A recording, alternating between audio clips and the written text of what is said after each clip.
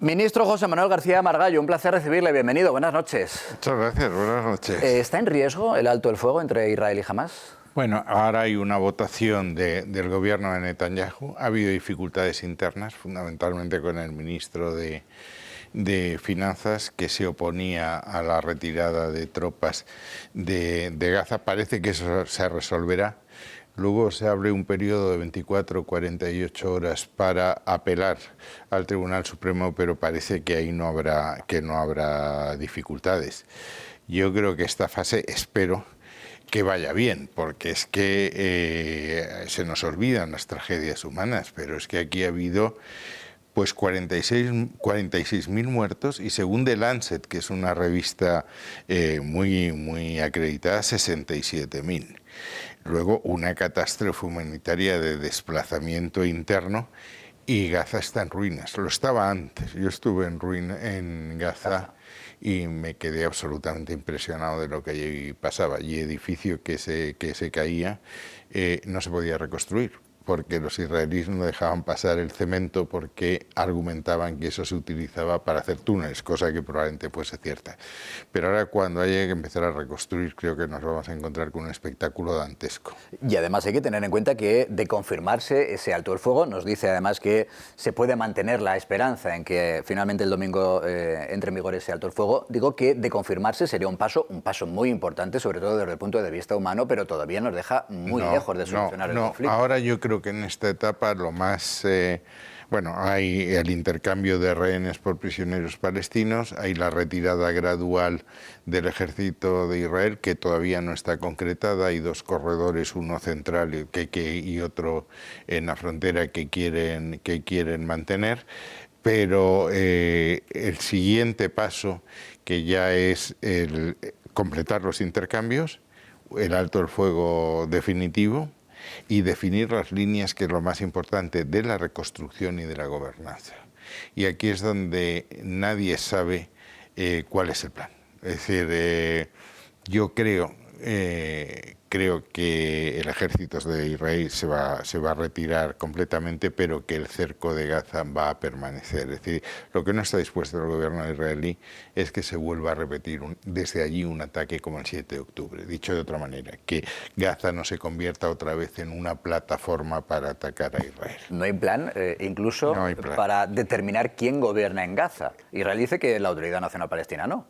Bueno, es que este acuerdo se ha hecho entre el gobierno de Israel y Hamás.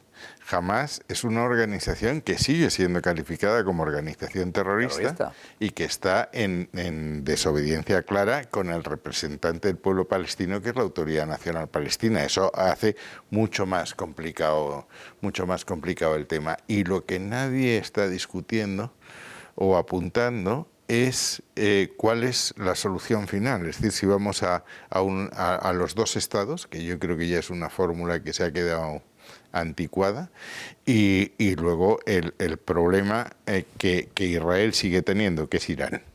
Irán, desde luego, ha salido de esta operación absolutamente desmantelado.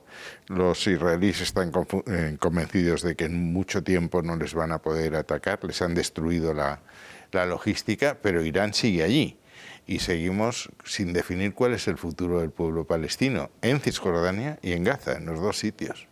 Nos decía que una de las consecuencias del conflicto, que hay que recordar que comenzó después del ataque terrorista del 7 de octubre en territorio israelí, es un Irán que ha quedado desmantelado. Pero también es cierto que el primer ministro israelí, Benjamín Netanyahu, prometió la destrucción total de Hamás. El grupo terrorista está muy debilitado, pero no se ha logrado esa destrucción total. Eso no es posible. Eso no es posible. Lo acabamos de ver en Siria, después de los años y los recursos que se han invertido en Siria, porque Siria empezó en 2011. Al final nos encontramos con que es una sucursal de Al-Nusra, que es Al-Qaeda, quien está en el gobierno. La situación de las mujeres ahora sigue siendo tan dramática cuanto antes de la intervención occidental. Estamos en el punto de partida. En Afganistán ocurre exactamente lo mismo, y Irak es otra asignatura pendiente. Es decir, todo Oriente Medio sigue revuelto. Lo que sí creo es que la visión que se va a imponer en Oriente Medio es la visión de Trump, que coincide con la de Netanyahu. Es decir, yo creo que el ataque de Hamás el 7 de octubre, se produjo para evitar la aproximación entre Arabia Saudí e Israel, que era la continuación de los acuerdos de Abraham, de Bahrein, Emiratos... Que estaba a punto de plasmarse. Que estaba a punto de plasmarse. Y claro, eso para Irán es el final. Lo que ha sido triste es ver que los países árabes, el poco caso que han hecho de los palestinos, ¿eh?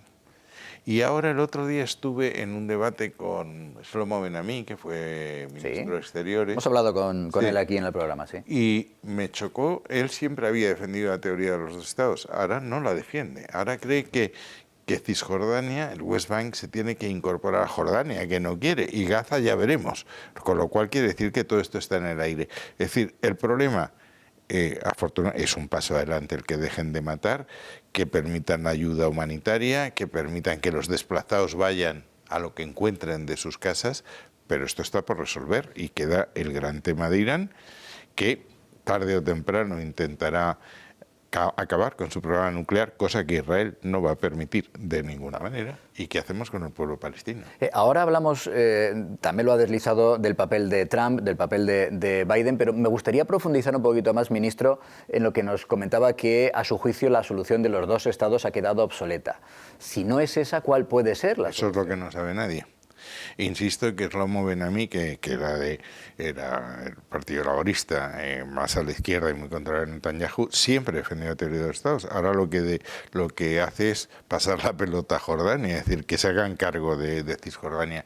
Es que yo esto me acuerdo que lo discutí con Netanyahu, porque dice, si no los dos estados, y no logran que Jordania se haga cargo de los árabes que están en el West Bank, la solución es un Estado plurinacional, pero en ese Estado plurinacional habría un equilibrio poblacional que con el tiempo favorecería a los árabes, que tienen una tasa de natalidad. Bueno, entonces, ¿qué? Tendrían que establecer una especie de apartheid como en Sudáfrica. Eso en el siglo XXI es muy complicado de vender, ¿eh?